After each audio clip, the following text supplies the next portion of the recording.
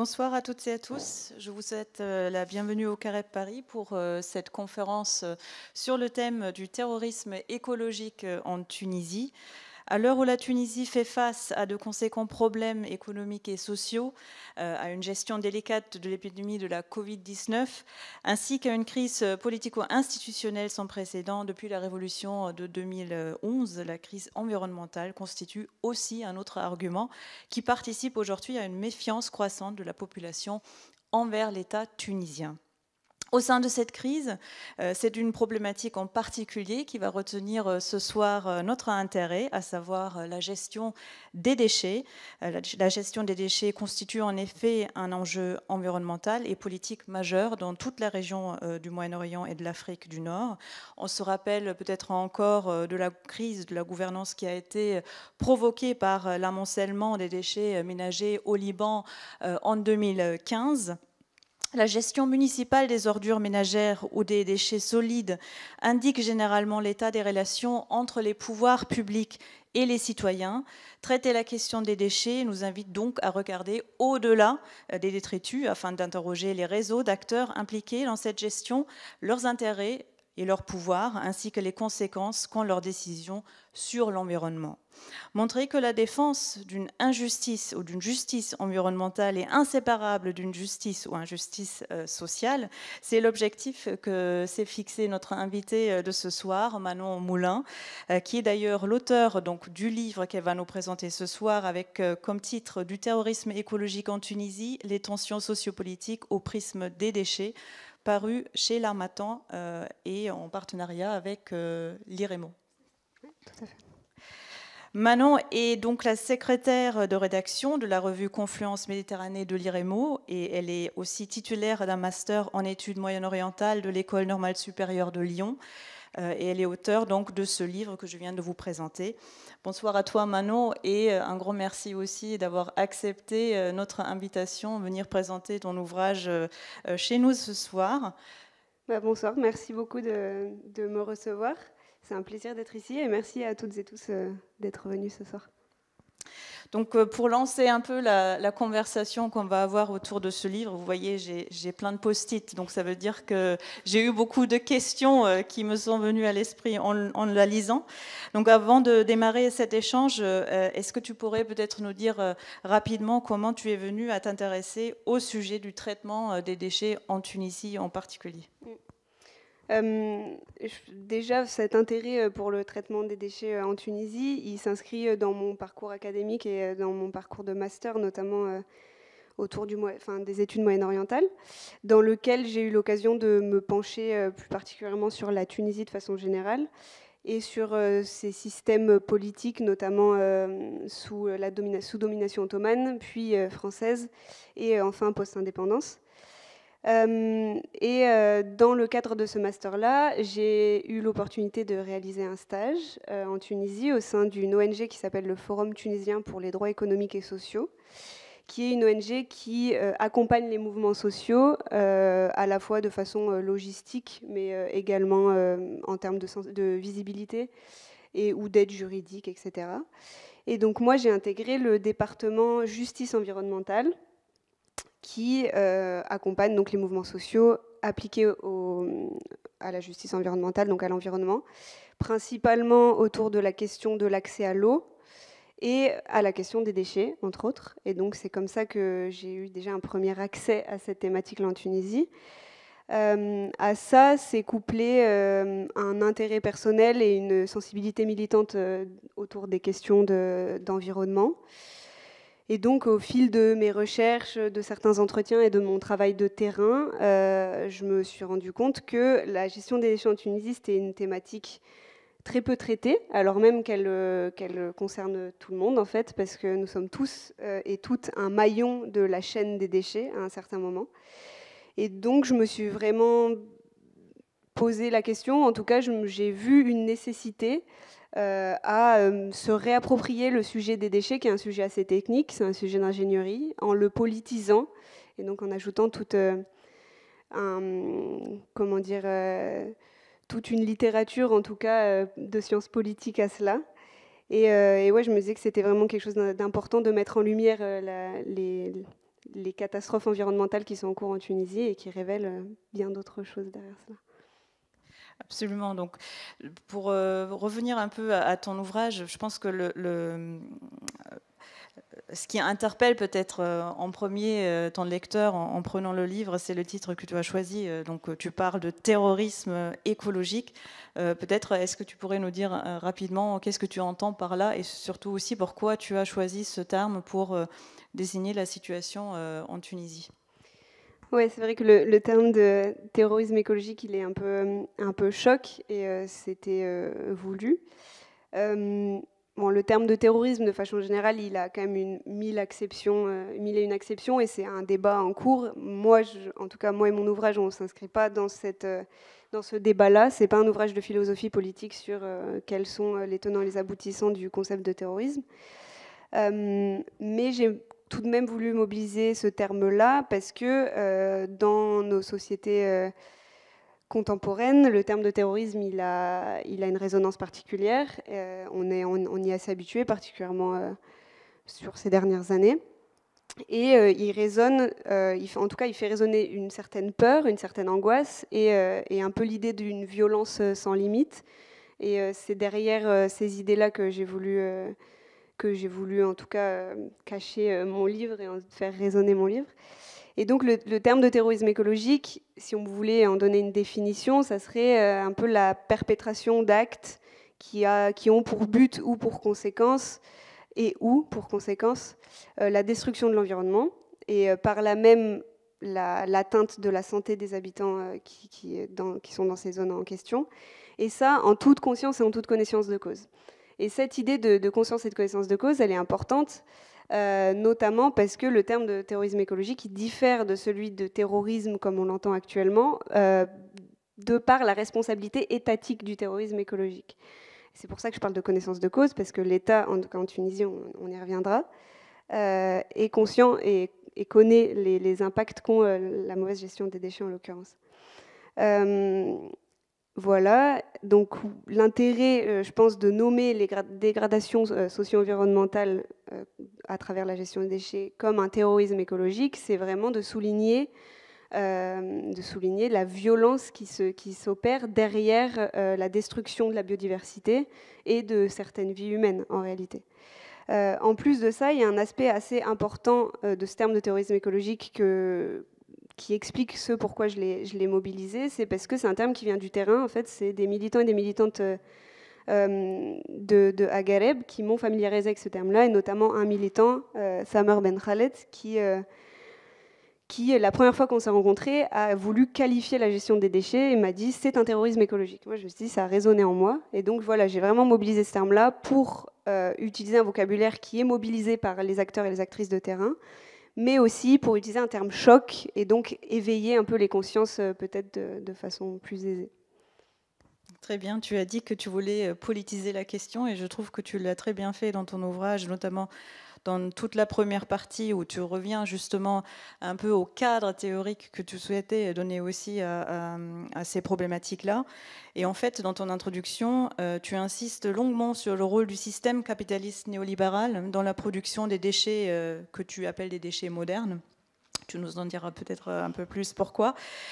Tu écris qu'avant la révolution industrielle, donc là on parle du 18e, 19e siècle, il n'y a pas encore à proprement dit de problème de déchets.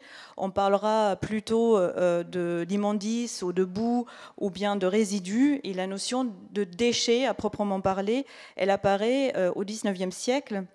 Et dans ton livre, tu dis cela montre en fait que la révolution industrielle a entraîné des changements socio-économiques qui ont finalement modifié quelque part l'approche conceptuelle autour des déchets. Est-ce que tu pourrais revenir pour nous sur ce point et nous dire aussi pourquoi il t'a semblé justement nécessaire de partir d'une analyse du système capitaliste mondialisé pour comprendre l'émergence du problème des déchets qui est encore souvent vu comme un problème local, alors qu'en réalité, et ça tu le montres très bien dans ton ouvrage, c'est aujourd'hui en fait une chaîne localisée quelque part, cette question des traitements des déchets. Oui, tout à fait. Je pense, ce retour sur le système capitaliste, il était important parce que quand on pense aux déchets, on pense au fait qu'ils sont là, et du coup, que va-t-on en faire ? Alors que moi, en revenant sur tout ce système capitaliste, j'ai choisi de me poser une autre question qui est celle de pourquoi ils sont là, et donc d'inscrire mon travail dans une démarche inductive, donc en remontant la chaîne des responsabilités. Et cette démarche-là, elle a donc un intérêt particulier parce que si on remonte l'historique des déchets, on se rend en effet compte que les déchets tels qu'on les connaît aujourd'hui n'existaient pas, notamment avant ce tournant de la fin du XVIIIe et du début du XIXe qui marque la révolution industrielle et donc l'avènement du capitalisme moderne. Et donc avant cela, comme le montre, c'est ce que tu disais, on utilisait d'autres termes, des immondices, des boues. C'est notamment l'urbaniste Sabine Barl qui parle de cela. Et parce qu'en fait, ces déchets-là, c'était composé d'excréments humains et d'animaux et de résidus alimentaires. Grossièrement, c'était du compost, en fait, seulement. Et donc, ces déchets-là, ils étaient entièrement réutilisés, soit pour fertiliser les sols, soit pour nourrir le bétail.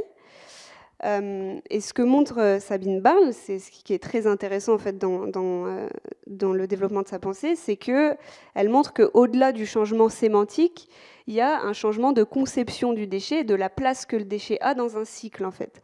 Alors qu'avant, ces immondices et ces boues avaient une place centrale dans le cycle de réutilisation, à partir de la révolution industrielle et du commencement de l'extractivisme de nouvelles matières des sols et notamment du développement un peu plus tard de la pétrochimie et de l'apparition du plastique, le déchet perd sa place dans n'importe quel cycle et il devient caractérisé uniquement par sa notion d'abandon. En fait, le déchet est abandonné et c'est tout. Et d'ailleurs, si on regarde actuellement les définitions de ce qu'est un déchet, il y a cette idée de le déchet devient déchet lorsqu'il est abandonné. Et ça c'est quand même un processus, hein, ça s'étale sur plusieurs années, et on va d'ailleurs ensuite se projeter dans une période du tout jetable, où en fait tout est à usage unique, on perd de plus en plus les emballages qui peuvent être réutilisés, comme les emballages en verre. Dans mon ouvrage, je donne notamment l'exemple de l'industrie de la boisson aux États-Unis, les chiffres sont très impressionnants, où tout contenant devient soit en métal, soit en plastique, et donc est directement jeté. Il n'y a plus l'embarras de se dire on va le ramener, etc. Et donc, ce processus-là de changement de conception du déchet, il va continuer au rythme du changement des habitudes de consommation des gens également, jusqu'à ce que l'amoncellement mondial fasse qu'on se pose cette question de qu'est-ce qu'on en fait maintenant. Et voilà, je pense que c'est assez... en tout cas, c'était pour moi évident que traiter un problème de société comme la gestion des déchets nécessite une analyse du système économique dominant, qui est en fait de quel découlent ces problèmes-là. Et donc, c'est pour ça que je suis revenue sur l'idée du capitalisme, parce qu'il y a quand même une caractéristique qui est indéniable au système capitaliste, c'est le fait que le système crée des besoins, et en créant ces besoins, crée des réponses à ces besoins via une production de services ou de produits. Et la conséquence de ce cycle-là, c'est les déchets. En fait, si on va un peu plus loin, on peut se dire que la présence même de déchets, c'est la preuve de la réussite du système capitaliste, parce que plus il y a de déchets, plus il y a de production, plus il y a de consommation, et donc le système fonctionne parfaitement. Donc voilà, je pense que pour moi, analyser ce système-là, ses origines, ses stratégies de réinvention, etc., c'était vraiment un préalable et une mise en contexte presque de mon étude des déchets tunisiens. Et voilà, comme je l'écris dans le livre, je pense qu'il y a vraiment une nécessité de ne pas dissocier les dégradations socio-environnementales en cours des raisons qui les sous-tendent. Et ça, je pense que c'est une phrase assez importante dans le livre. Parce qu'on voit bien que l'apparition politique et idéologique du capitalisme, elle marque un tournant tel que les responsabilités, elles sont un peu évidentes là-dedans. Et quant à ce que tu disais sur l'imbriquement global local, c'est aussi très intéressant parce que c'est exactement ce que j'ai choisi de faire en choisissant un exemple précis et local qui est celui de la Tunisie, et encore plus précis qui est celui d'Aghareb, qui est une petite ville dans le gouvernorat de Sfax, à l'intérieur de la Tunisie. Le gouvernorat de Sfax, c'est un gouvernorat côtier, mais Aghareb, ça a une vingtaine de kilomètres dans les terres. c'est vraiment c'est disséquer en finesse un exemple territorial pour révéler en fait un problème plus global. Et ça, c'est quelque chose qui régit un peu tout mon ouvrage. Est-ce que tu pourrais peut-être aussi nous dire un peu comment ce système capitaliste dominant, donc, dont tu viens de parler, s'est infiltré aussi dans les institutions de gouvernance locale en Tunisie? Quels sont justement ou quel est le rôle, quelque part, qui a été joué par les grandes institutions financières internationales, comme notamment le FMI, mais aussi la Banque mondiale dans les années 80-90, avec les différents programmes d'ajustement structurel, donc, dont tu parleras mieux que moi, avec les impacts qu'ils ont eu aussi à l'échelle locale, et surtout le lien aussi que ces programmes ont révélé avec une certaine élite dirigeante du pays, où d'ailleurs dans le livre tu dénonces un peu le capitalisme des copains, donc je te laisse en parler. Oui, la Banque mondiale et le FMI, ils ont joué un rôle absolument capital dans la restructuration radicale de l'économie tunisienne. En fait, avec l'émergence et le développement du néolibéralisme et de ses préceptes, particulièrement à partir des années 70, on va dire, qui sont issus de l'école de Chicago aux États-Unis, qui datent plutôt des années 50, le développement, mais en tout cas l'application à des pays externes aux États-Unis, c'est plutôt dans les années 70, notamment avec l'exemple chilien qui est connu, sur lequel on pourra peut-être revenir. En fait, la Banque mondiale et le FMI, ils se sont servis de leurs prêts à la Tunisie pour promouvoir des politiques à la fois de libéralisation, de déréglementation, de privatisation, et donc de réduction des dépenses publiques. En termes de contexte et de période, la Tunisie, elle s'est tournée vers le FMI vers la fin des années 80, particulièrement, après une décennie assez mouvementée en Tunisie, particulièrement après la crise des émeutes du pain entre 83 et 84. Et donc, le président Bourguiba s'est tourné vers le FMI en 86, en tout cas, a signé un accord, donc le fameux programme d'ajustement structurel. Et à ça, s'est couplé des prêts et des financements de la Banque mondiale. Et l'objectif, en fait, c'était une restructuration réglementaire et économique du pays, des politiques de développement, qui ont suscité aussi beaucoup de résistance de la part du peuple tunisien, parce que les Tunisiens et Tunisiennes ont vu leur situation économique se dégrader complètement. Ce qui s'est passé, en gros, quelques exemples, il y a eu une compression des salaires, il y a eu des réductions d'effectifs dans la fonction publique, alors même que c'était un des pôles qui engageait le plus à cette époque-là. Il y a eu des diminutions de subventions sociales, beaucoup de privatisation d'entreprises et de banques publiques, ce qui a un peu modifié la face de la société tunisienne et donc modifié aussi les situations socio-économiques des Tunisiens et des Tunisiennes. Ce qui, je pense, est important à noter aussi, c'est que cette réorganisation néolibérale du système économique tunisien, elle s'est vraiment opérée dans le but d'intégrer la Tunisie à un système économique mondial, et notamment de promouvoir une ouverture commerciale de la Tunisie avec l'Europe, spécifiquement avec l'Europe. Et donc, ça s'est en tout cas matérialisé par la modification des chaînes d'approvisionnement tunisiennes pour qu'elles correspondent à une production qui attire en tout cas les Européens, à un développement des politiques industrielles, des politiques agricoles. Et tout cela a reproduit et exacerbé la dépendance de la Tunisie envers l'Europe et particulièrement envers la France. Je dis reproduit et exacerbé parce que ça fait quand même un peu écho avec la situation coloniale passée de la Tunisie.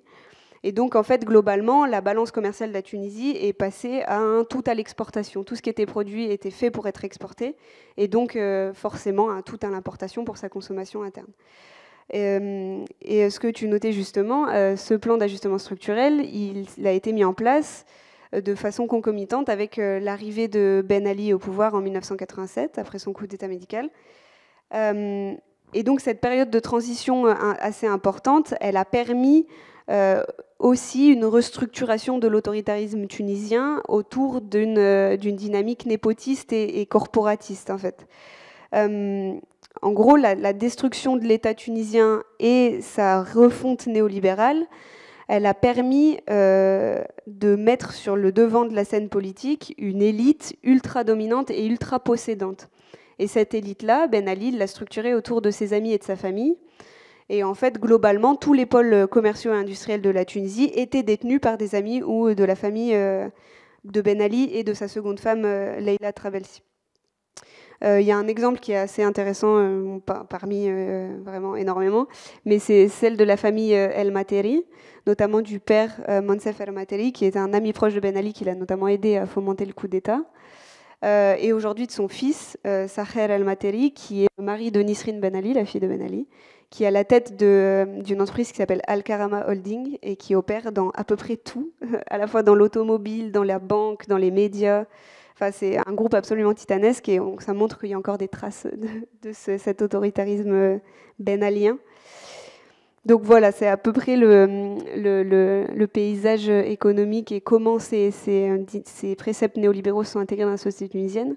Mais après, il ne faut pas perdre de vue que ce que je décris là pour le cas tunisien vaut aussi pour un grand nombre de pays et ça rentre encore en dynamique avec cette idée de glocaliser. En fait. Cette imposition des préceptes est un phénomène global qui va se conjuguer à différentes réalités locales et ici tunisiennes.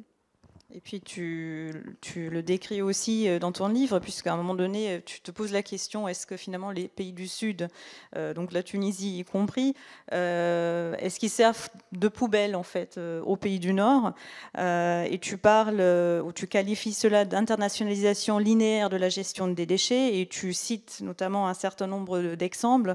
Je vais juste en donner deux, donc notamment l'exemple du Probo Koala, c'est un navire appartenant à une compagnie grecque qui a été affrété par la société hollandaise et suisse Trafigura et qui a déchargé plus de 580 mètres cubes de déchets toxiques en Côte d'Ivoire au mois d'août 2006. Et on a eu très récemment le scandale des déchets de compagnie, donc les déchets italiens qui sont arrivés à Sousse, alors que à Sousse on n'avait pas les moyens de les traiter. Donc heureusement la Tunisie les a réexportés en Italie maintenant, mais voilà, il en reste, il paraît. Donc la liste de ces exemples révoltants est malheureusement longue, donc là j'en ai donné que deux, mais elle pose aussi la question de l'encadrement juridique, et c'est une question que tu soulèves aussi dans ton livre. Comment est-il possible que ces transferts de déchets aient lieu en toute impunité, alors qu'il existe quand même des conventions, on le rappelle, il y a la convention de Bâle, il y a la convention de Bamako, il y a des directives européennes aussi, qui interdisent formellement la traite de déchets ou de telles pratiques. Alors comment ça se fait que malgré tout, ça se fasse? Oui, c'est malheureux que ça se fasse. Je pense qu'il y a deux raisons qui sous-tendent le fait que ce réel business des déchets ait lieu. La première, elle est historique et je pense que c'est dû au passé colonial de ces pays-là, en tout cas comme position colonisée. Je pense que ça relève d'une démarche coloniale parce que ces pays du Nord, qui sont les premiers à exporter massivement leurs déchets, ils voient dans les pays du Sud des subalternes, et donc dans le cas des déchets, sans doute des poubelles à moindre importance.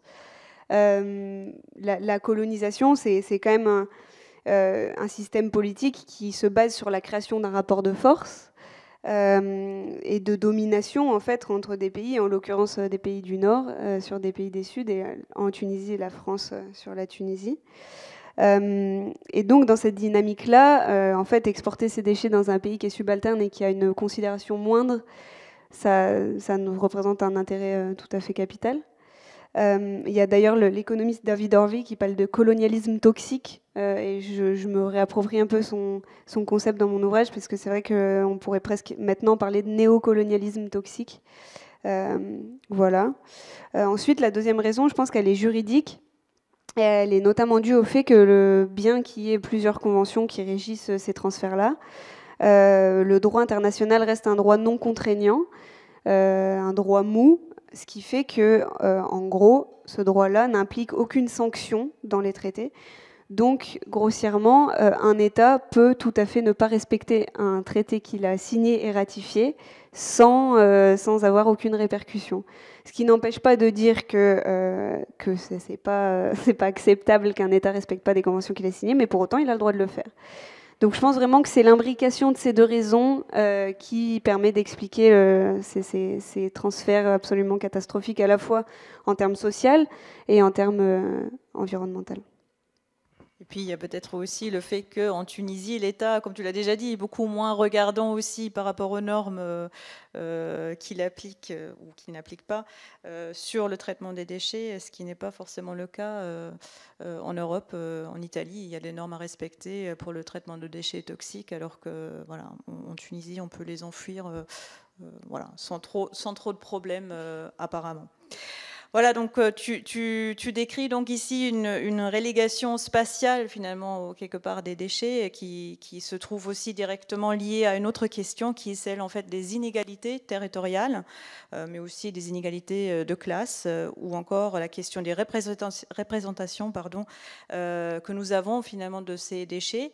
La propreté est aussi souvent pensée comme l'absence de déchets et l'absence de déchets vient donc rehausser certains territoires au détriment d'autres.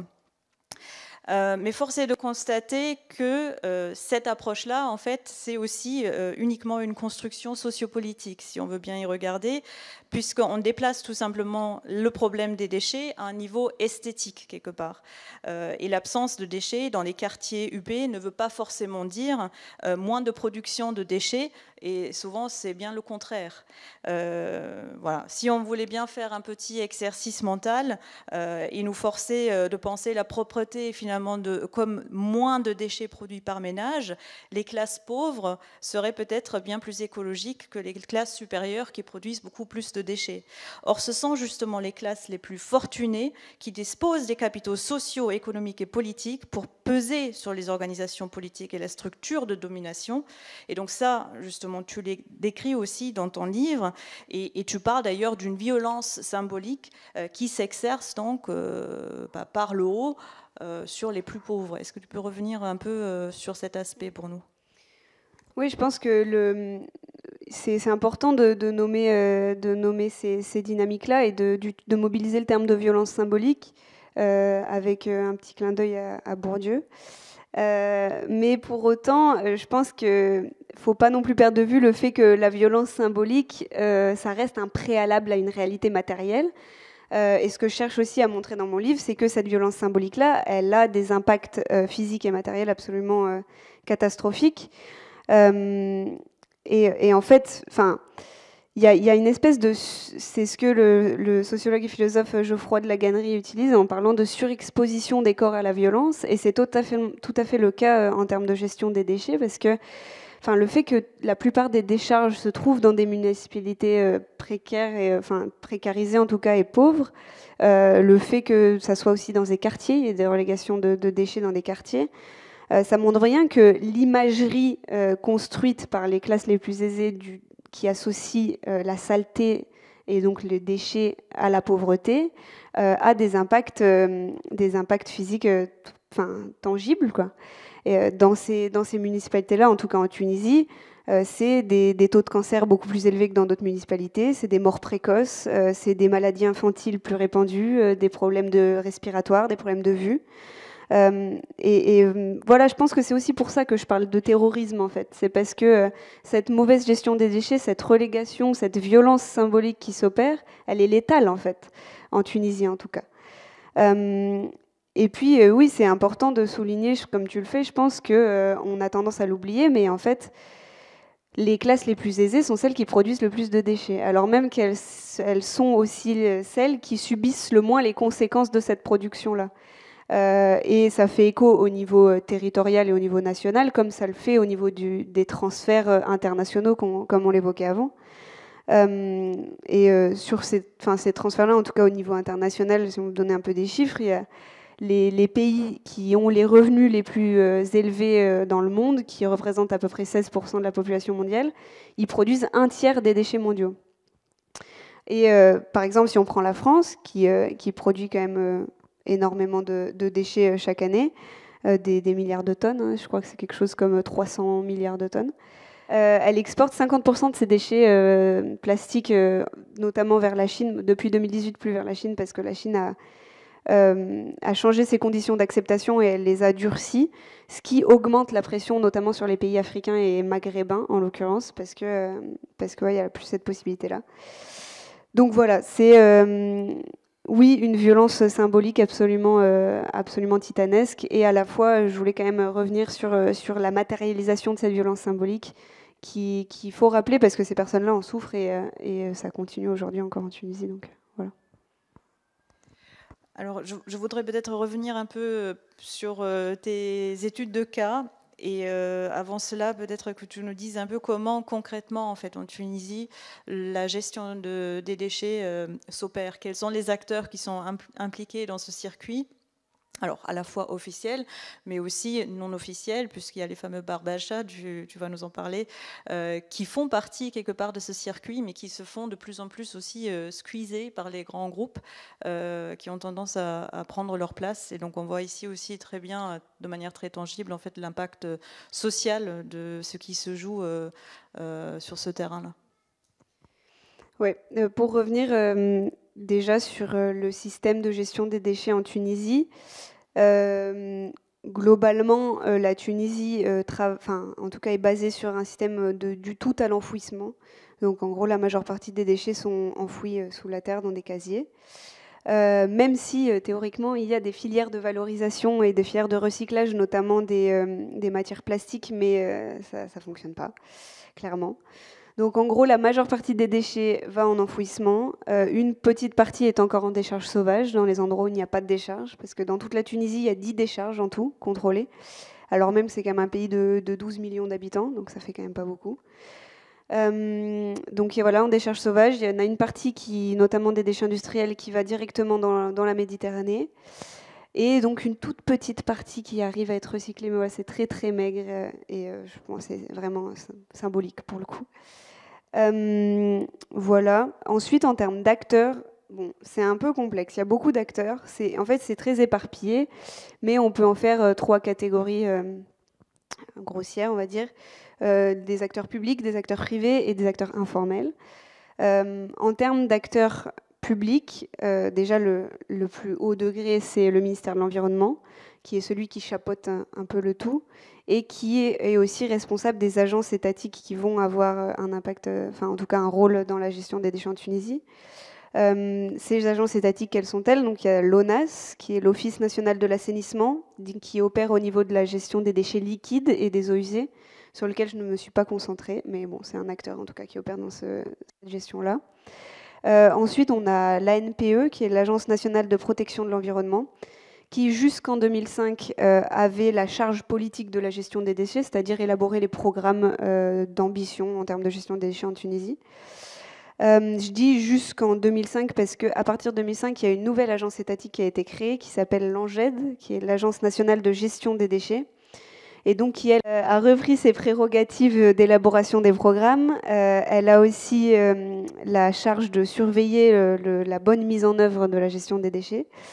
Et elle a aussi la prérogative d'exploitation des décharges et de gestion des filières de valorisation. Voilà. Et ensuite, le dernier acteur public, ce sont les communes qui, aujourd'hui, ont uniquement la charge de la collecte et du transport des déchets ménagers, mais qui, avant, avaient l'entièreté des prérogatives, en fait. Elle opérait de la collecte jusqu'à l'exploitation des décharges, avant l'arrivée de l'ANGED. Mais avec l'arrivée de l'ANGED, elle a perdu la dernière prérogative d'exploitation des décharges. Et cette exploitation des décharges, elle a été donnée aux acteurs privés, donc les entreprises privées, qui, par partenariat public-privé, en fait, exploitent par délégation, en gros, même si l'ANGED a un droit de regard sur cette exploitation-là.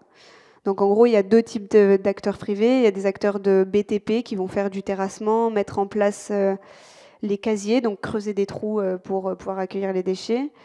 Théoriquement, ils sont censés mettre des barrières étanches, donc qui sont normalement au nombre de 2. Il y a un mètre d'argile qui est mis au fond, vu que l'argile est une matière imperméable, donc ça évite les infiltrations. Et aussi la mise en place de ce qu'on appelle une géomembrane, qui est en fait une bâche dans laquelle on met les déchets. Et ces entreprises de BTP, elles sont aussi censées mettre en place des structures de dégazage, parce que en fait, l'enfouissement des déchets et la fermentation des déchets produit un gaz qui s'appelle le biogaz, qui est assez toxique et donc qui est censé être récupéré pour pouvoir soit le valoriser, soit juste le brûler. Et la fermentation des déchets produit aussi un autre déchet, qui sont les lixivia. Grossièrement, c'est du jus de poubelle.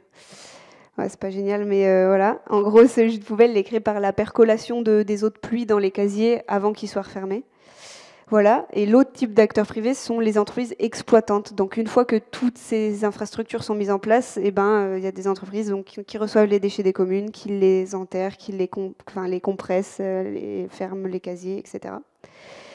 Voilà. Et la dernière catégorie, c'est la catégorie informelle. Et donc, ce sont les fameux barbéchas, ce qu'on appellerait des chiffonniers en français, qui sont en fait des acteurs qui opèrent au niveau, particulièrement au niveau de la collecte, qui vont notamment essayer de collecter le plus possible de déchets valorisables, donc beaucoup de déchets en plastique, notamment des bouteilles en plastique, des choses comme ça, pour pouvoir les revendre à des collecteurs qui vont eux-mêmes les revendre à des entreprises qui sont censées les valoriser, mais qui ne les valorisent pas. Donc en fait, c'est une chaîne alternative, alors qu'en réalité, la finalité est la même. Si cette thématique elle vous intéresse, des barbéchas, c'est très intéressant. Il y a un portrait sur le média indépendant tunisien, un portrait d'un barbécha de la banlieue de Tunis. C'est vraiment intéressant. Donc voilà un peu les acteurs qui opèrent en termes de gestion des déchets. Après, on peut le noter rien qu'en description, il y a un empiètement absolument titanesque au niveau des prérogatives et de qui fait quoi en Tunisie. Et en fait, cet empiètement, je pense qu'il est vraiment permis à la fois parce qu'il y a une absence de définition claire des rôles, parce qu'il y a plein d'acteurs qui sont arrivés en cours de route, donc le droit s'est fait un peu de manière éclatée. À la fois parce que la gestion des déchets, c'est un réseau qui est appelé un réseau mou par la géographe Lise Debout, qui travaille notamment sur la gestion des déchets en Égypte. Et un réseau mou, c'est quoi en fait? Ça serait un réseau ajustable et variable, contrairement à des réseaux comme celui de l'eau ou de l'électricité, qui sont des réseaux souterrains et des réseaux fixes. Le réseau des déchets, c'est un réseau de surface, un réseau de transport avec des points d'eau et des flux qui peuvent être redéployés, ce qui fait qu'il est mou et donc qui peut facilement être repris par certains acteurs, ce qui permet l'apparition d'acteurs informels notamment. Et je pense que c'est l'imbrication à la fois du manque de définition et de cette caractéristique de réseau mou, ça crée ces empiètements qui sont extrêmement problématiques en fait, et même les acteurs de terrain les contestent, notamment les communes qui contestent beaucoup ça. J'ai réalisé un entretien avec le directeur de la propreté et de l'hygiène de la municipalité de Tunis, qui critiquait beaucoup l'apparition de l'Anged, par exemple, et notamment ses prérogatives de terrain comme l'exploitation des décharges ou la gestion des filières de valorisation. Parce que, pour lui, c'était une agence politique qui devait s'en tenir à son rôle de politique nationale et ne pas s'intégrer au niveau local. Et voilà, même pour les barbéchas, en fait, on pourrait repenser un système différemment au niveau de la gestion des déchets en intégrant les barbéchas dans la gestion, ce qui a lieu notamment dans la ville du Caire. On pourra peut-être y revenir dans les questions. Mais oui, penser à un modèle peut-être plus endogène, ça aurait plus de sens en tout cas. Merci beaucoup. Et peut-être revenir aussi rapidement sur la manière dont est perçu l'environnement en Tunisie, parce que tu dis aussi dans ton livre, et je l'ai expérimenté il n'y a pas si longtemps, puisque je reviens de Tunisie, d'un manque de considération pour l'environnement de manière générale et pour les lois environnementales en particulier. Et tu dis dans ton ouvrage, finalement, que ça pourrait peut-être être expliqué par l'expérience qu'avaient les Tunisiens avec le traitement de l'environnement sous le régime Ben Ali, et notamment un peu ce greenwashing en fait qu'il a mis en place avec la création de boulevards de l'environnement, avec la mise en place aussi du Labib, qui est la fameuse mascotte environnementale, donc ce fenêtre bleu qu'on retrouve un peu partout en Tunisie et qui a à nouveau le vent en poupe aujourd'hui puisqu'il réapparaît. Donc toi, tu dis que c'est une tentative en fait de clairement déporter la responsabilité de l'État vers le peuple, et finalement tu en conclus que c'était complètement contre-productif, que ça n'a pas du tout sensibilisé les Tunisiens à l'environnement, plutôt le contraire. Oui, tout à fait. Je pense que il y a plusieurs raisons qui expliquent peut-être ce désintérêt de l'environnement, en tout cas ce détachement de cette notion-là. Et je pense enfin, je vais peut-être revenir sur plusieurs, mais en tout cas, il y a l'idée du non-respect du droit, en fait, tout simplement. À partir du moment où on a un droit environnemental et que l'État ne le respecte pas, c'est difficile pour d'autres acteurs en chaîne de le respecter. Et comme aujourd'hui, particulièrement aujourd'hui, le droit en Tunisie perd de plus en plus de sens, depuis juillet 2021, le président, qui est censé d'ailleurs être spécialiste du droit constitutionnel, déconstruit totalement les acquis de la Révolution et les acquis constitutionnels qu'a obtenu la Tunisie à partir de 2014, notamment en s'appropriant en fait tous les pouvoirs, qu'ils soient exécutifs, législatifs ou maintenant judiciaires depuis peu. À partir du moment où le droit de façon générale ne compte pas et qu'il est bafoué même dans ses institutions de contrôle, le droit environnemental a peu de chances d'avoir quelconque poids en fait. C'est dû notamment au fait que, de façon générale, en fait, l'environnement est toujours au second plan par rapport aux arguments économiques. Et je pense que c'est une autre explication qui peut nous éclairer quant à ce désintérêt de l'environnement. Le consensus un peu mondial de prégnance de l'économie par rapport au bien fondé d'une action écologique, elle explique ce désintérêt total pour l'environnement, parce qu'elle met l'enjeu environnemental à la seconde place. Et elle va même... il y a le géographe Eric Swingedo, dont tu m'avais parlé, qui explique qu'il y a même une réelle dépolitisation des enjeux écologiques, et qui implique donc une impossibilité en fait de concevoir des alternatives au modèle économique dominant et au modèle capitaliste. Et il explique cette dépolitisation par le fait qu'il y a une espèce de complexification des enjeux écologiques pour que le discours collectif ne se porte pas sur ces questions-là, et pour qu'en fait il y ait une compréhension qui soit rompue en fait entre les enjeux et les citoyens et citoyennes. Et je pense que ça a un intérêt en Tunisie, parce que dans le cadre d'un pays qui a quand même des difficultés économiques non négligeables, évidemment qu'en fait l'environnement n'est pas l'enjeu premier.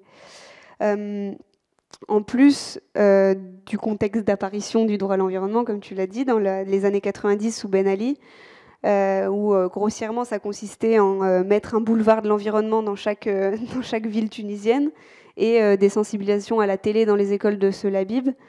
Ouais, moi je critique ça parce que je pense que ça amène une déresponsabilisation des responsables originels de la production des déchets dans ce cas-là. Évidemment que les citoyens et citoyennes se doivent de tenir un rôle et se doivent de respecter l'environnement, mais il faut quand même se poser la question des responsabilités en fait. Et en fait, vu que dès la promulgation du droit environnemental, dès les balbutiements du droit environnemental tunisien, les responsabilités, elles ont été mal distribuées, ça donne une espèce de sentiment de toute puissance à l'État tunisien et aux entreprises privées à la fois tunisiennes et internationales qui opèrent en Tunisie, qui possèdent l'environnement comme un bien propre presque en fait. Et ça engendre toute cette dégradation socio-environnementale que je décris dans mon livre. Mais voilà, je pense que c'est ces divers arguments qui peuvent expliquer ce désintérêt pour l'environnement. Et à la fois, oui, c'est bien de recycler, c'est bien de faire le tri en tant que citoyen, mais est-ce qu'on ne poserait pas la question de la diminution de la production d'emballage de base et de déchets de façon générale ? Donc, dans ton livre, tu t'intéresses particulièrement à une des charges qui est celle d'El Gona, donc qui est pas loin de Agareb, dont tu as déjà parlé. Mais tu mentionnes aussi brièvement le cas de la décharge de Tina, qui est pas loin non plus de Sfax, hein, mais plus situé sur la côte. Et donc, avec cette décharge de Tina, ce qui est intéressant, c'est probablement sa localisation, puisqu'elle est à côté, ou à côté d'une zone industrielle, à côté aussi d'une décharge de phosphogypse. Et on a là, effectivement, un mélange qui se forme entre déchets, donc déchets artisanaux, industriels, ordures ménagères, et à côté de cela, le phosphogypse qui s'introduit par là et qui finalement finit dans la mer.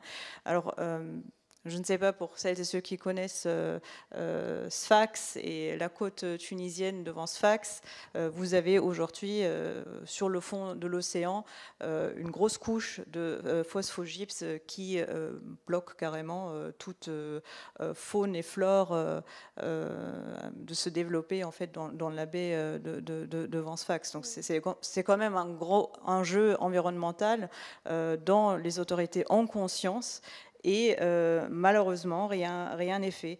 Et la municipalité de Tina n'a pas fait grand-chose non plus, d'après ton analyse. Oui, c'est vrai que cette décharge de Tina qui a donc fermé en 2008, c'était un peu catastrophique. Ouais. Il y avait à la fois la décharge, il y avait la station d'épuration, la SIAP, donc, qui est l'entreprise de transformation du phosphate. Donc le phosphogypse, c'est le déchet de la transformation du phosphate, qui est un déchet absolument toxique chargé en uranium, en hydrocarbures, etc. C'est un déchet extrêmement sale. Ouais, et oui, en fait, il y a plusieurs impacts environnementaux dus à cette décharge-là et dans cette zone-là, dus aussi aux autres industries, à la fois atmosphériques dans les sols et dans les eaux. Et je décris peut-être rapidement quels sont ces impacts en fait directs. En termes atmosphériques, il y a plusieurs choses qui jouent déjà sur la pollution atmosphérique dans cette zone-là. À la fois les biogaz dont je vous parlais, qui est issu de la fermentation des déchets, mais aussi les rejets de fumée des différentes industries. En fait, le biogaz, il a un impact assez fort sur la pollution atmosphérique parce qu'il est majoritairement composé de méthane. Et le méthane a la particularité, lorsqu'il est présent dans l'air, de diminuer les quantités d'oxygène dans l'air. Et donc, ça a en fait des impacts sur la santé humaine assez importantes, comme l'impact qu'aurait si on avait moins d'oxygène, en fait. Donc, ça va provoquer des énormes fatigues, des difficultés respiratoires, des nausées, etc. Un autre composé du biogaz, c'est le CO2, le dioxyde de carbone. Donc, qui a les impacts qu'on connaît aujourd'hui qu'a la pollution. Donc, en fait, les particules fines vont se déposer dans les voies respiratoires, qui vont infiltrer les poumons et potentiellement le sang et les tissus, ce qui va favoriser le développement de cancers et de maladies respiratoires.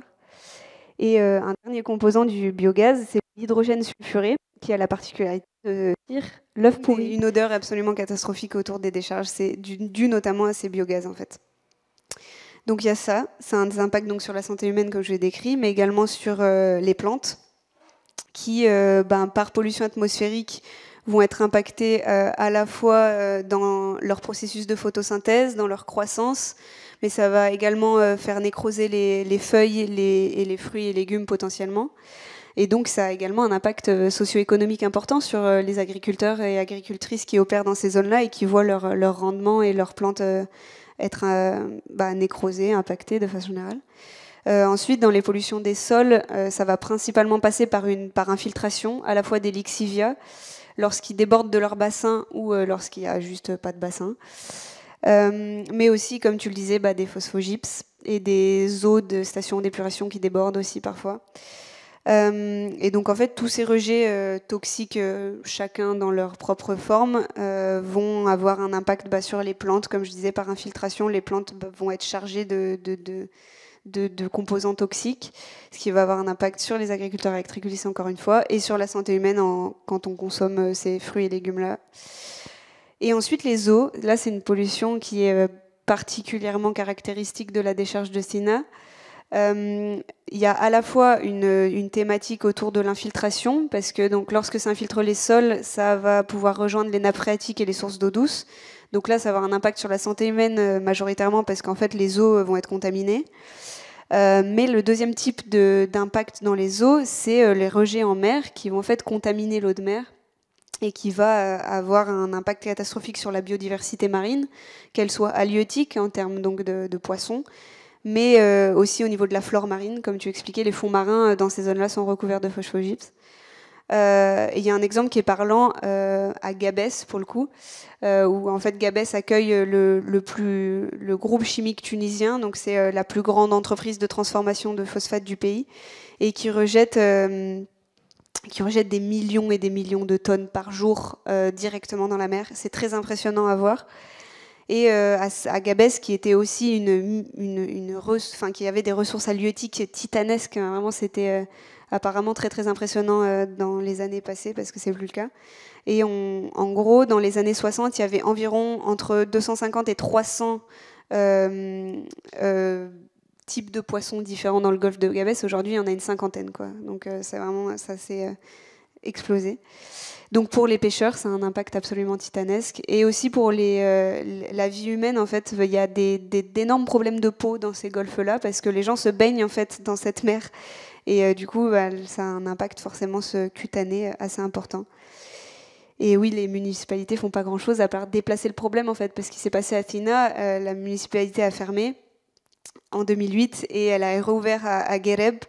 Donc voilà, pas de solution, juste un déplacement de problème. Oui, donc tu parlais de la décharge de Sina, tu parles beaucoup aussi de El Gona. Donc on ne va pas revenir peut-être sur tous les effets néfastes, puisque ce sont à peu près les mêmes, avec une dimension x3 pour les odeurs. Tu peux en parler mieux que moi pour y avoir été. Dans le livre, tu qualifies cela de terreur détrique. Et tu expliques que la population à Argareb s'est mobilisée à travers un mouvement dont le nom est assez révélateur, hein, Manish Msab, donc je ne suis pas une décharge, qui s'est donc organisé, qui a déposé plainte pour terrorisme écologique devant le tribunal contre le ministère de l'Environnement, l'ANGET et l'ONAS, qui sont donc, et la société exploitant aussi la décharge. Bon, donc il y a eu une action en justice. Est-ce que tu peux nous dire ce que ça a donné? Oui, en fait, ce procès-là, il a eu lieu en 2019. En juin 2019, la plainte a été déposée au tribunal administratif d'Aguerep. Le processus juridique a duré extrêmement longtemps parce que, déjà, le ministère de l'Environnement et l'agence exploitante ne sont jamais présentés à aucune des audiences. Et l'ANGED et l'ONAS ont vraiment joué la stratégie du report d'audience en permanence, donc ça a duré assez longtemps, plusieurs mois. Alors même que, vu que c'est des problèmes environnementaux, c'est traité en urgence, enfin ça a été traité en urgence en tout cas.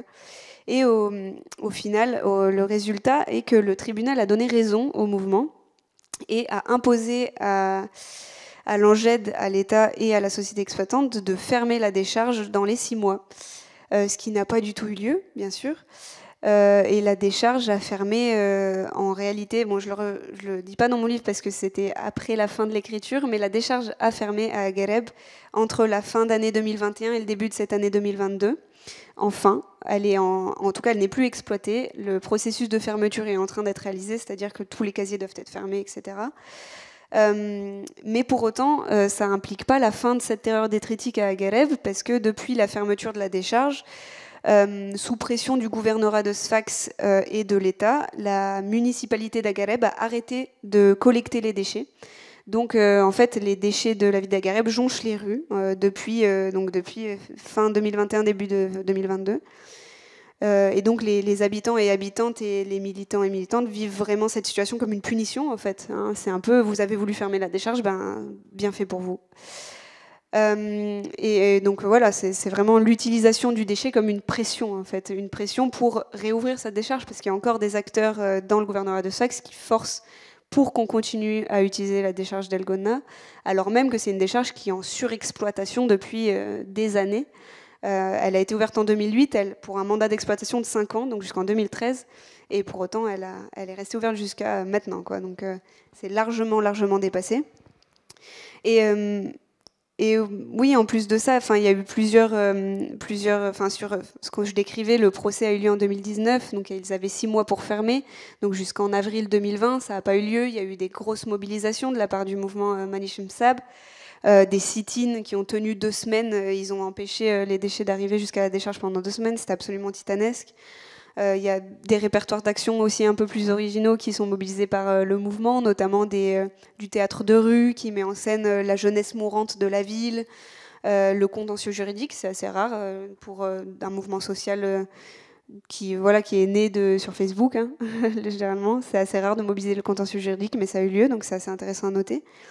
et des manifestations, beaucoup de manifestations, notamment en novembre 2021. C'est la plus grosse manifestation et la dernière, qui a vu une répression policière absolument titanesque. Il y a même un militant, Abdul Razak al-Shab, qui a trouvé la mort dans cette manifestation. Il a été touché par un gaz lacrymogène. Et ouais, je pense que c'est important de souligner que ces mouvements sociaux et le mouvement de Manish Msab à Gareb, ils montrent en fait la réalité socio-économique de la Tunisie, et ça fait presque écho aux révolutions, enfin à la révolution de fin 2010 et de 2011, parce qu'en réalité, c'est une ville de l'intérieur du pays. La révolution est partie de l'intérieur du pays, qui montre en fait une détresse socio-environnementale. Et en fait, ça révèle une situation qui a très peu changé en fait en réalité depuis 2010, où on voit que les inégalités socio-environnementales, les inégalités territoriales, les inégalités économiques, elles sont toujours aussi ancrées en Tunisie. Et il y a toujours des laissés pour compte en fait, en réalité, dans les territoires tunisiens, particulièrement à l'intérieur. Et donc, ce cas des déchets, on voit bien que c'est un élément révélateur en fait de ces disparités-là. Et le cas d'Agareb est passionnant parce que voilà, il y a ces militants et militantes qui ont une force absolument incroyable, enfin leur force de contestation qui est un peu leur seule force, enfin la seule force qu'ils peuvent mobiliser face à l'État. Mais voilà, ça fait un peu écho au pouvoir des sans-pouvoirs de Havel, mais dans le cas d'un cas détritique, quoi. Mais je pense que tu es quand même assez lucide aussi dans ton analyse par rapport à ce mouvement Manish Msab, quand tu dis que finalement, bon, ils ont réussi quelque part leur objectif de lancer cette procédure juridique et de la gagner, mais cela n'a été que possible parce qu'ils ont eu un appui. Parce qu'autrement, ce mouvement social, il serait resté probablement à l'échelle locale, muet, pas entendu par les institutions. Et là, pour le coup, c'est le Forum tunisien des droits économiques et sociaux qui les a soutenus et qui a fait en sorte que leurs revendications soient entendues à l'échelle nationale, mais aussi au-delà. Et donc, je voulais peut-être revenir un peu sur cela aussi, c'est-à-dire cette nécessité pour ces mouvements à l'échelle très locale, d'être portés, d'être entendus et d'être relayés par des acteurs plus puissants, quoi, qui ont un capital politique et social et économique plus fort qu'eux, en fait.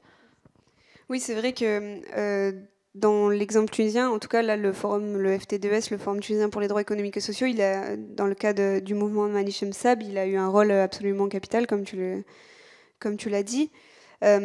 Qui se matérialise de différentes manières, à la fois par un soutien physique, une présence. Durant tous les procès, il y avait tout le temps une personne des délégations régionales du FT2S qui était présente, mais aussi par un soutien, ce que je disais au début, logistique, ou en tout cas, là, une aide juridique. Le FT2S a proposé son aide au mouvement pour le procès qu'ils ont mené, mais aussi parce que suite à ce procès-là et à certaines manifestations, on l'engède à porter plainte contre des militants pour avoir bloqué la ville. Donc le FT2S a proposé une aide juridique et des avocats gratuits pour ces militants-là, qui s'en sont pas servis en l'occurrence, parce qu'il y a des avocats et des avocates au sein du mouvement de Manish Msab qui donc représentent leurs camarades. Et il y a aussi ce soutien-là, le soutien médiatique, qui est le soutien le plus important, je pense, pour le mouvement, parce que c'est un relais, quoi, totalement. Le FT2S a un site assez dynamique qui publie des communiqués, des articles toutes les semaines. Et il y a nombreux articles sur Agareb et sur le mouvement Manish Msab, que ce soit des appels à manifestation, des dénonciations de pratiques étatiques, des états de fait, etc. Et oui, c'est exactement ce que tu dis. La visibilité nationale et régionale du FT2S, elle a vraiment permis de dynamiser le mouvement de Manish Msab et de diffuser cette thématique-là et de rendre compte en fait des agressions environnementales en cours dans la région de Sfax. Et ça a même permis, je pense, une mise en contact de différents mouvements sociaux relatifs à la question des déchets. Le mouvement Manish Msab, oui, mais aussi le mouvement relatif à la décharge du Grand Tunis à Boj Shakir, mais aussi les mouvements qui ont lutté à Djerba à l'époque où la question se focalisait sur Djerba. Donc ouais, le FTDS a un peu été ce ciment, ou en tout cas cette caisse de résonance pour Manichem Sab, ça a eu une utilité absolument titanesque. Je me permets une dernière question et puis on ouvre aux questions du public. Je pense que ce qui m'a le plus plu en fait dans ta démonstration, c'est que tu montres clairement que la décharge en fait n'est pas une solution, contrairement à ce que différents acteurs politiques tunisiens veulent laisser entendre. En fait, la décharge, si on veut, est une réponse qui sert finalement à déplacer le problème pour encore mieux servir, et ça on l'a bien vu en introduction, les intérêts d'un système capitaliste dominant. Les décharges, mais aussi le recyclage, ou encore les appels pour une économie circulaire dont tu parles aussi dans ton livre, constituent en fait ces exemples qui continuent à déplacer les enjeux environnementaux. Et ils ne mettent pas justement la question ou le doigt sur le système économique actuel. Ce sont donc finalement, si on veut le dire un peu péjorativement, ce sont des pis-aller en fait. Ce ne sont pas des solutions, puisqu'ils créent d'autres problèmes, et ça, on l'a vu au cours de cette discussion, qu'on ne devrait pas avoir, mais auquel finalement ce système économique dans lequel on est va toujours pouvoir nous servir d'autres solutions, d'autres technologies, d'autres solutions socio-techniques, donc les social technical fixes dont parle Swingdo et dont on a discuté toutes les deux aussi, et qui permettent finalement à s'auto-entretenir et à continuer comme si de rien n'était. Donc finalement, j'ai vu ton livre comme un cri d'alarme que tu lances pour justement nous encourager à sortir de ce cercle vicieux. Tu poses la question du terrorisme écologique, tu as raison de le faire, puisque tu mets l'État tunisien face à ses responsabilités et face à ses manquements, justement, et tu invites aussi ton lecteur à ouvrir justement les yeux pour voir que finalement l'heure est grave. Aujourd'hui, il y a des Tunisiens et des Tunisiennes qui meurent de cela, qui décèdent parce que la gestion des déchets est abominable. Oui, je ne sais pas si j'ai la prétention de lancer un cri d'alarme et que ça soit entendu. Mais en tout cas, j'ai vraiment cherché à étudier un aspect particulier de la large thématique que sont les catastrophes environnementales, et qui nous concernent tous et toutes en réalité. J'ai voulu faire cela par ce prisme inductif duquel je parlais au début de notre entretien, parce que ce prisme-là, il permet vraiment de nous questionner sur le modèle économique et politique dans lequel on est inséré actuellement, et de ses conséquences directes, en fait. Donc j'ai vraiment cherché à faire une mise en lumière des réalités capitalistes, de ces stratégies, comme ce que tu disais, ces stratégies de réinvention, de ses incarnations et de ses déclinaisons. Donc ici, des tritiques pour l'incarnation et tunisienne pour la déclinaison. Ensuite, ouais, par rapport à l'État tunisien, je suis pas sûre non plus que je vais le mettre face à quoi que ce soit avec mon livre. Mais ouais, en ce qui concerne pour la Tunisie, moi je me dis que c'est aussi un moyen, dans la lignée de ce qu'on en parlait, ce que faisait le FTDS, c'est aussi un moyen de visibiliser en fait les mouvements sociaux tunisiens et les militants et militantes qui luttent chaque jour face à ces violences socio-environnementales qui sont contraints et contraintes de subir en fait. Et par cela, oui, je pointe du doigt les responsabilités d'abord occidentales et leur hypocrisie derrière ce pseudo-arrachement identitaire que de reconnaître leurs responsabilités en fait, dans les situations actuelles des pays maghrébins ici, mais aussi la responsabilité tunisienne de l'État et des entreprises privées qui ferment les yeux en fait, sur ce qui se passe, qui n'agissent pas en toute connaissance de cause et qui se représentent par leurs seules actions violentes de répression policière envers des mouvements sociaux, envers leur liberté d'expression et leur liberté d'action. Donc je pense que, voilà, si on veut faire un lien avec la première question autour du terrorisme écologique, c'est pour ça en fait que j'ai mobilisé le terme de terrorisme écologique, parce que ce terme il sert un peu mes modestes prétentions. qui est à la fois d'exposer les mécanismes de notre système économique destructeur et occidentalocentré, en mettant au centre du discours la notion d'écologie, mais aussi de légitimer la force et l'action des mouvements sociaux tunisiens en mobilisant un terme avec lequel les militants et militantes m'ont familiarisé. Et enfin, de souligner la violence socio-environnementale que ces personnes-là subissent, en toute connaissance de cause de la part de l'État et des entreprises privées tunisiennes qui se caractérisent par leurs actes destructeurs ou leurs non-actes, en tout cas. Eh bien, merci beaucoup à toi, Manon, de nous avoir éclairés. Est-ce qu'il y aurait des questions du public? Oui. Bonjour, bonsoir plutôt, merci beaucoup. J'ai des remarques si vous permettez. Déjà, merci beaucoup pour... c'est vraiment très très passionnant. Et j'aurais donc quelques petites remarques à rajouter en plus par rapport à ce que vous avez dit. Alors, s'agissant de la question de l'environnement, tout ce dont vous avez parlé au niveau des boulevards de l'environnement qui avaient été créés dans les années 70, 90, etc. Il faut savoir que pendant longtemps, la question de l'aménagement du territoire et de la protection de l'environnement était intimement liée en Tunisie. Et un des exemples, c'est le Code de l'aménagement du territoire et de l'urbanisme, qui était à l'époque le premier, en tout cas texte normatif, à prévoir des dispositions en matière de protection de l'environnement. Et aujourd'hui, typiquement, ce qui se passe dans le gouvernorat d'Osfax, c'est...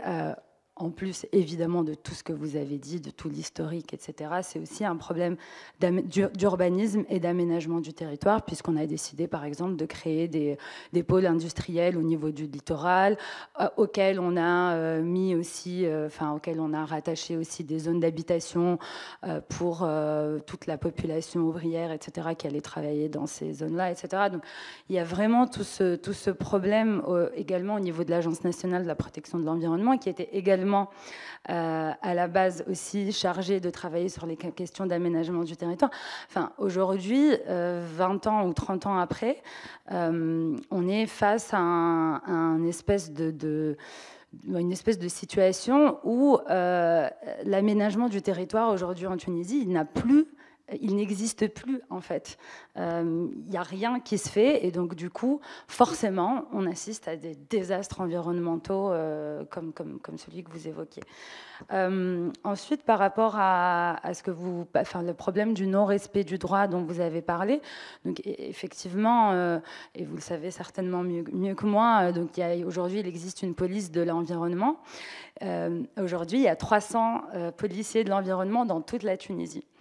Voilà, donc bon, c'est tout quoi, j'ai rien à rajouter. Voilà, donc il y a un problème, oui, de respect de la loi, puisque, évidemment, tout ne passe pas par les questions d'application de la loi au niveau de la police et tout. Il y a plein d'autres choses au niveau de la prévention, etc.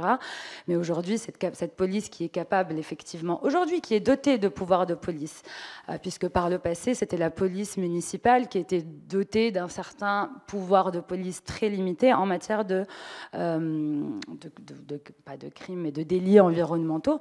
Mais aujourd'hui, même, je dirais, les peines qui sont proposées sont vraiment, elles sont très très faibles.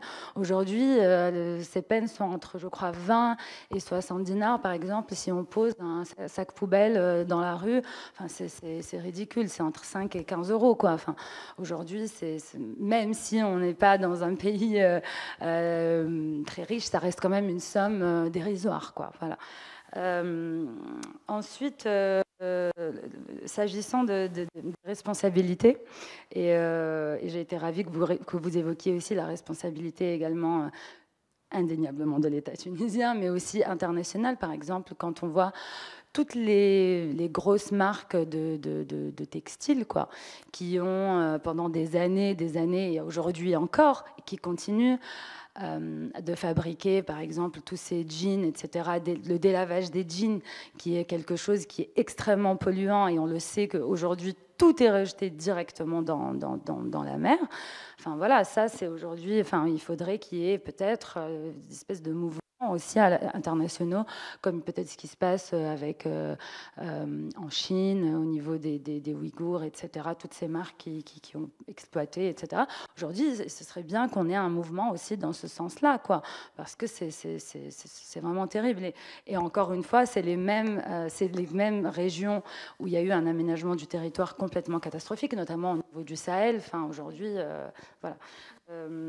Et en deux autres éléments, pardon. Je reviens à la question du non-respect du droit, parce que vous avez évoqué ce contentieux administratif qui est très, très intéressant. Malheureusement, aujourd'hui, un des problèmes auxquels également fait face beaucoup d'organisations de la société civile, mais aussi de particuliers, etc., lorsqu'il s'agit de faire face, ou plutôt d'imposer à l'État de faire face à ses responsabilités, c'est que le tribunal administratif en Tunisie, il n'y en a qu'un, et il est à Tunis. Il n'y a pas de déconcentration. Donc, du coup, l'accès à la justice administrative est très limité. Il y a certes plusieurs chambres, mais voilà, le contentieux administratif est très, très limité. Et donc, du coup, c'est très difficile de pouvoir engager des actions en justice. Et enfin, je me permets aussi de juste reprendre ce que vous avez parlé, ce dont vous avez parlé au niveau de la région de Gabès, etc. Il faut savoir, et ça du coup c'est complètement lié aussi à ce que vous dites, que c'est aussi la région militante par excellence, parce que justement, enfin, ou j'imagine, parce qu'il y a toutes ces problématiques, etc. Et beaucoup par exemple disent que la révolution de 2010-2011, enfin décembre 2010, janvier 2011, puise ses origines dans les soulèvements qu'il y a eu à Daïef en 2008. Donc il faudrait peut-être aussi aujourd'hui regarder peut-être ce qui se passe évidemment dans la région de Gabès, mais aujourd'hui aussi dans la région de Sfax. À mon humble avis, je pense que cette question environnementale aujourd'hui va créer d'autres problématiques en termes sociaux, peut-être même sécuritaires, etc., liées justement à ce désarroi, etc. Et donc, voilà, je pense que c'est intéressant de continuer à regarder ce qui se passe là-bas et essayer de trouver des solutions. Voilà, j'arrête de parler. Merci beaucoup. Ouais, si je peux juste répondre, c'est super intéressant tout ce que vous évoquez. En vrai, oui, tout à fait. C'est vrai que ces politiques urbanistiques, elles s'ancrent aussi dans le contexte des années 70 et de l'échec des grandes nationalisations sous le ministre Ben Salah. Et donc la volonté de Bourguiba de dynamiser toute la côte, et en fait s'ancre aussi toute l'équilibre, en tout cas le grand déséquilibre territorial de la Tunisie, qui fait que l'intérieur de la Tunisie est complètement laissé pour compte et que toutes les côtes sont extrêmement dynamiques. C'est dans les années 70, ces politiques urbanistiques avec les mises en place de stations balnéaires absolument énormes de Tunis à Mamet, Sousse et Djerba, et aussi la mise en place de ces zones industrielles absolument titanesques, à la fois à Sfax, à Monastir aussi. Ça fait rebondir à ce que vous disiez sur l'industrie du textile. Le bassin de Monastir, pareil, les destructions environnementales dans la mer que je décrivais, c'est pareil, dans le bassin de Monastir, il est totalement pourri par les rejets de l'industrie textile. Et oui, c'est vrai que c'est tout à fait intéressant. Et le lien avec les politiques urbanistiques, j'en ai pas parlé, mais c'est vrai que c'est un lien direct, en effet. Et par rapport à la police de l'environnement, c'est vrai que c'est assez intéressant. Ils sont marrants, les policiers de l'environnement en Tunisie, parce que ils passent, quoi. Ils regardent, ils font pas grand-chose. Et notamment, je les ai vus à Rdeyef, justement, où je me suis rendue, où là, c'est un autre problème encore par rapport aux déchets, c'est qu'en fait, l'Anged n'intervient pas. Dans tout le gouvernorat de Gafsa, l'Anged n'est pas. Donc, il n'y a ni centre de tri, ni décharge, il n'y a rien. Donc, tout le gouvernorat de Gafsa a un système de déchets basé sur les décharges sauvages. Et à Rdeyef, il y en a certaines qui sont très impressionnantes. Et c'est notamment l'image de couverture de mon ouvrage est une photo que j'ai prise dans la décharge sauvage de Rdeyef. Donc on voit qu'il y a autant des déchets plastiques que des fours, quoi.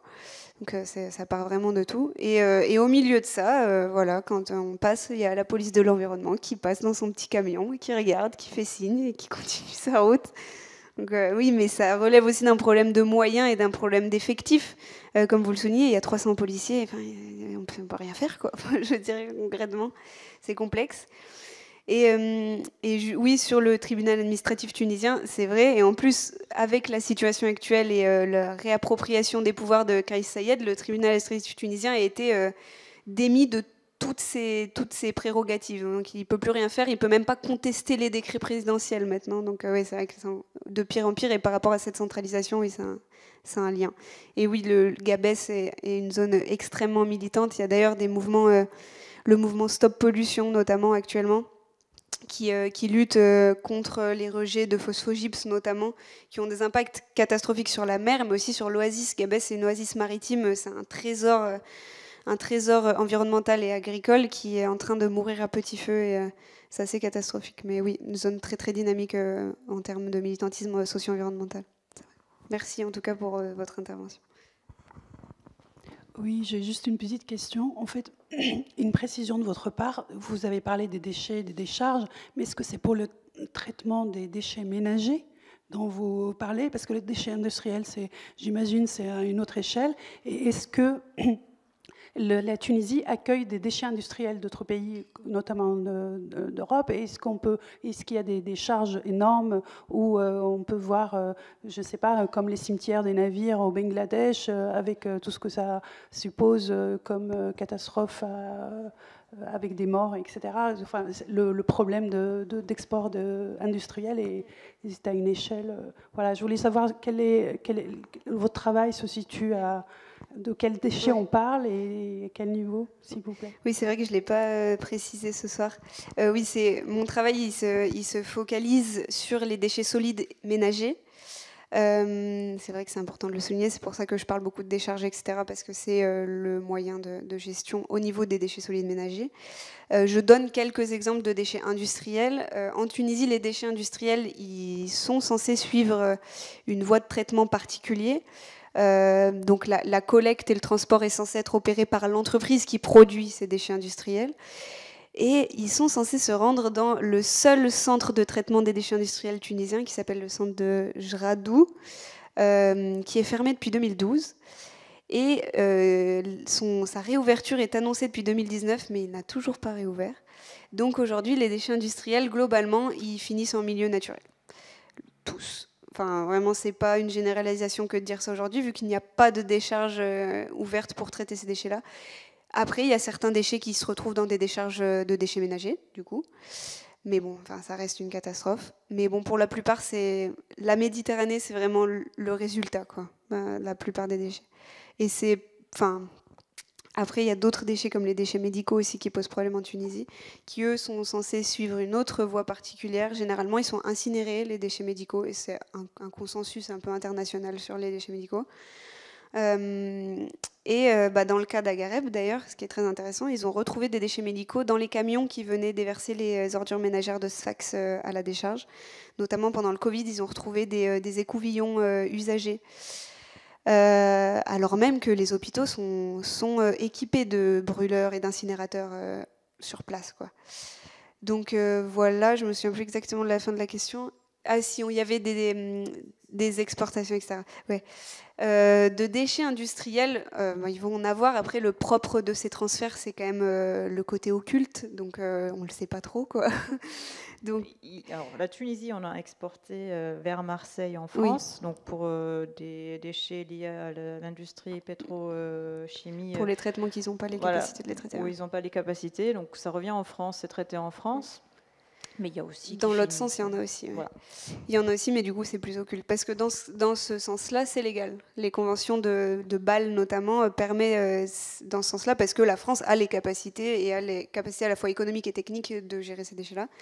Dans l'autre sens, oui, je pense qu'au cours de l'histoire, il y en a eu, c'est sûr. Récemment, il y a eu le scandale des déchets italiens à Sousse, qui étaient censés être des déchets...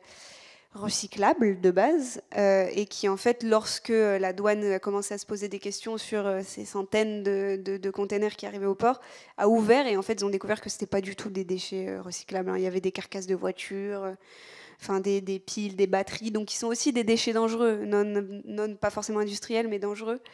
Donc oui, il y a des transferts vers la Tunisie. Après, des cimetières un peu comme on a plus l'image en Asie du Sud-Est. Non, pas vraiment. Le cimetière, c'est la Méditerranée en Tunisie, vraiment. Alors ça, faut pas le perdre de vue, quoi. Merci beaucoup. C'était vraiment un exposé absolument passionnant. Et ce qui m'a beaucoup marqué, c'est que vous avez annoncé dès le début que le traitement des déchets reflétait et révélait les relations entre les citoyens et les institutions. Eh bien, je trouve justement, paradoxalement, je trouve que il y a, au contraire, en Tunisie, si on prend l'exemple de la Jordanie que je connais mieux, au contraire, beaucoup de possibilités de mobilisation populaire, de manifestation, qu'il y a un soutien, qu'il y a une habitude de se mobiliser, qu'il y a un soutien juridique, qu'il y a des associations locales, dont Forum tunisien pour les droits économiques et sociaux. C'est en fait, paradoxalement, très remarquable. Et de nouveau, la Tunisie, en fait, se trouve à la pointe, j'ai l'impression. Alors, peut-être, je voulais vous poser... Parce qu'en Jordanie, je peux vous dire qu'il y a des énormes problèmes dans une ville de 700 000 habitants qui est Rousseifa, où il y a des énormes collines de phosphate qui ne sont plus utilisées, qui polluent mais considérablement, des problèmes de décharge également. Voilà, ils ont une énorme décharge, le Rabaoui, qui est la seule décharge complètement au top, avec récupération du gaz méthane pour power toute la station. Donc, évidemment, c'est des exemples comme ça. Si on regarde dans le détail, on se rend compte qu'il a fallu des années pour qu'ils puissent vendre les surplus sur le réseau. Mais ça, c'est autre chose, parce qu'il y a des problèmes de corruption autour de l'énergie électrique. Mais en revanche, il y a les grandes villes polluées. La grande ville industrielle de Sahab, par exemple, les associations locales ont manifesté. Et en fait, quand je suis allée voir en 2012, j'avais fait une enquête sur la pollution de l'air et de l'eau, la perception de la pollution de l'air et de l'eau. Ils m'avaient expliqué qu'ils avaient dû, en fait renoncer à leur plainte, en fait. À leur plainte, disons que même les militants subissaient des pressions pour, que paradoxalement, en fait, la situation de la Tunisie paraît beaucoup plus en avance, à la pointe. Et je voulais vous poser la question suivante. Pensez-vous que c'est le cas? Et par exemple, vous avez parlé des travaux de Lise Debout. Si vous comparez la Tunisie à l'Égypte, qui est très documentée, qu'en pensez-vous? Est-ce qu'il y a plus de possibilités de mobilisation? Merci. C'est vrai que si on se focalise sur la question des mobilisations, c'est vrai que la Tunisie est extrêmement dynamique. Et ça, c'est un héritage historique. Enfin, ça fait très longtemps qu'elle est très dynamique. Et c'est intéressant parce que le Forum tunisien pour les droits économiques et sociaux, par exemple, qui est une ONG qui date de 2011 officiellement, elle opère en Tunisie, en fait, depuis bien longtemps, de façon clandestine sous Ben Ali, évidemment. Mais c'est vrai que même sous Ben Ali, au final, il y a eu énormément de mouvements sociaux qui ont ponctué un peu son règne. Oui, c'est vrai que je pense qu'en termes de mobilisation sociale, la Tunisie a un terreau extrêmement fertile comparé aux autres pays moyen-orientaux et maghrébins. Je suis assez d'accord là-dessus. Après, l'autre question, qu'est-ce que c'était déjà ? Sur l'Égypte, oui. L'Égypte, le modèle des déchets, je ne connais pas la gestion des déchets dans toute l'Égypte, mais en tout cas, la ville du Caire est un exemple hyper intéressant. Parce que, en fait, au début des années 2000, la ville du Caire a complètement fait un appel d'offres, en tout cas, de sa gestion des déchets au privé. Donc, c'est entièrement les entreprises privées qui gèrent la gestion des déchets, qui a le monopole, plusieurs, françaises, italiennes, majoritairement étrangères. Et en fait, à partir de là, les Barbéchas se sont retrouvés un peu dans une situation délicate parce que ces entreprises-là avaient les capacités de gérer l'entièreté du cycle des déchets, de la collecte au reste. Alors qu'avant, les Barbéchas avaient quand même oui, c'est vrai, en Égypte. Ils avaient une intégration énorme au niveau de la collecte. Et donc, par mobilisation sociale de ces personnes, enfin des chiffonniers, qui ont notamment fait beaucoup de sabotage sur les camions des entreprises privées, qui ont intercepté des ressources, etc. Ils ont au final obtenu des accords avec ces entreprises privées-là. Et aujourd'hui, il y a certains quartiers du Caire dans lesquels ils ont au moins 70% de la collecte. Ils sont en charge de 70% de la collecte. Donc il y a presque même pas une pérennisation, mais en tout cas un début de pérennisation du statut de chiffonnier au Caire qui est hyper intéressant et qui est passé par des petites mobilisations. Après, la possibilité de se mobiliser en Égypte, elle est quand même vraiment réduite parce que l'État est tellement présent et la police et l'armée ont tellement de poids que c'est compliqué de mettre en place quelconque mobilisation. Mais oui, je suis d'accord avec vous sur le fait que la Tunisie a un terreau contestataire absolument indéniable, et ce qui fait que même en termes environnementaux, alors que ce que je décris, c'est des questions qui sont quand même secondaires, etc., même là-dedans, il y a une multitude de mouvements sociaux, vraiment.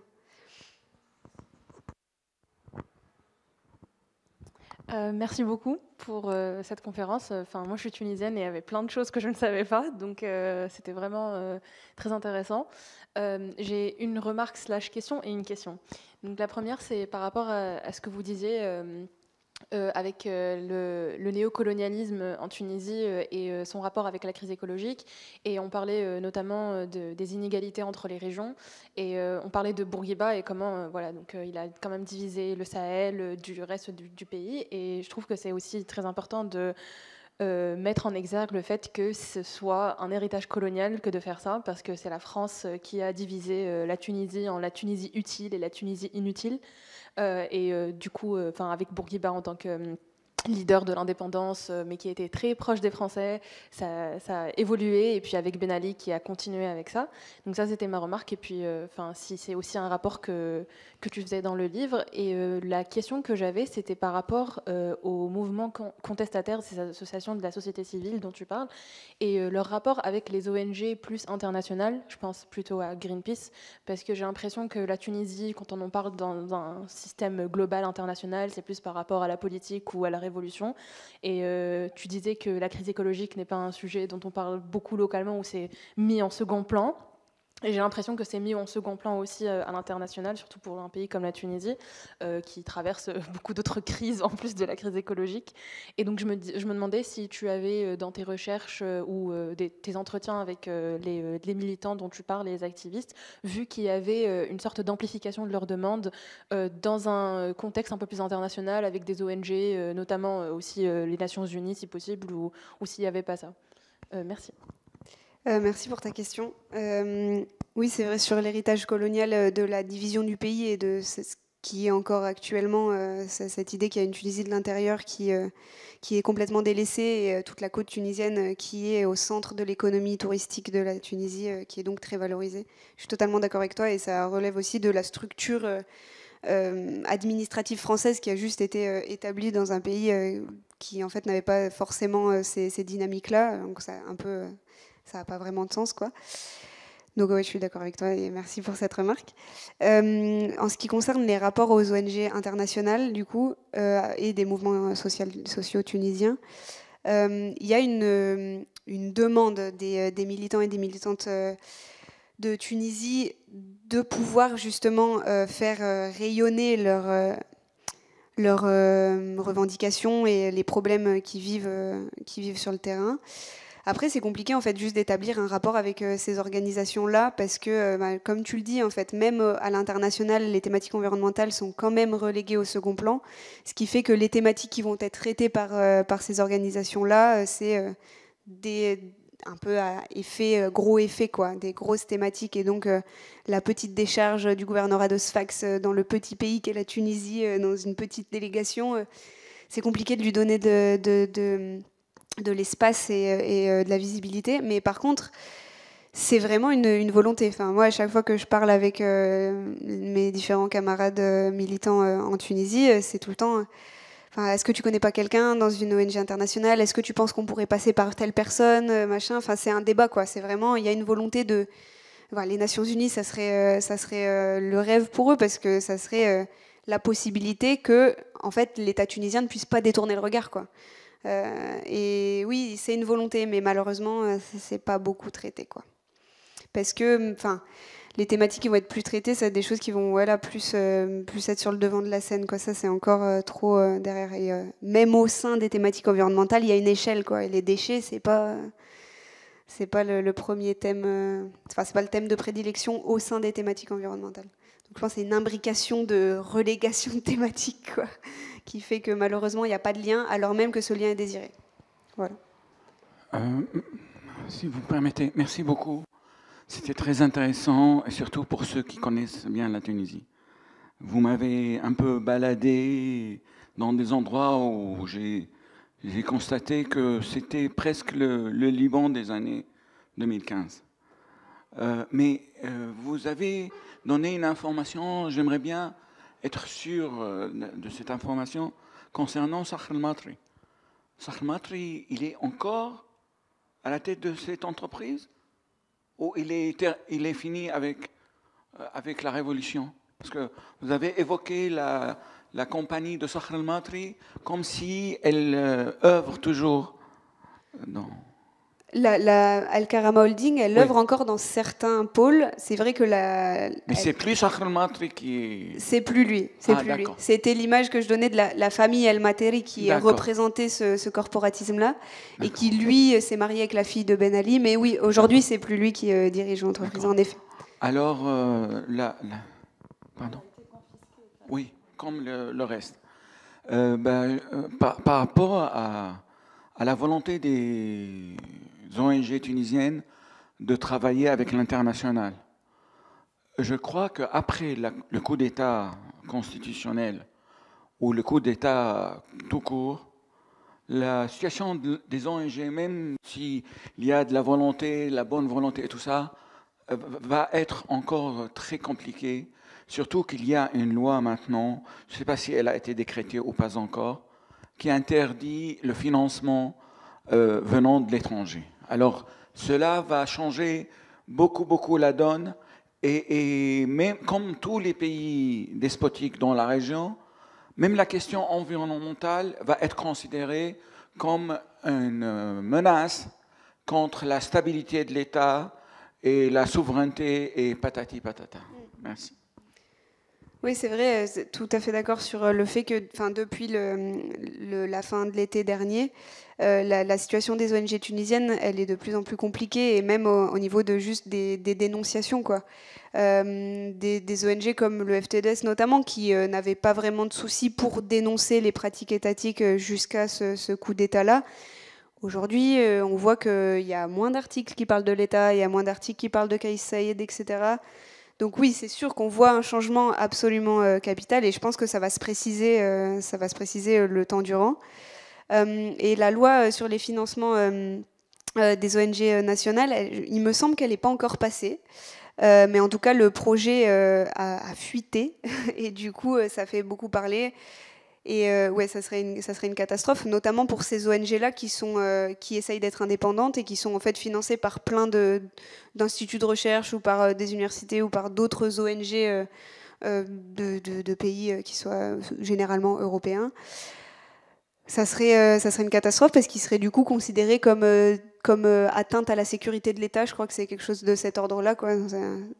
Oui, voilà, un petit parallèle sympa, pas très désirable, mais ouais.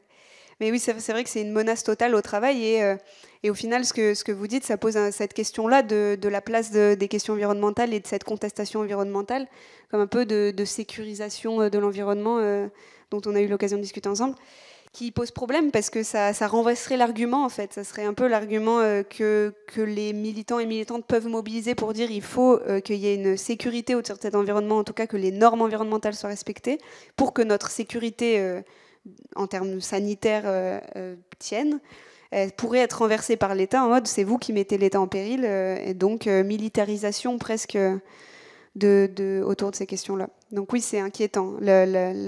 L'horizon tunisien est inquiétant de façon générale, et en plus, là, sur ce cas précis, l'est énormément.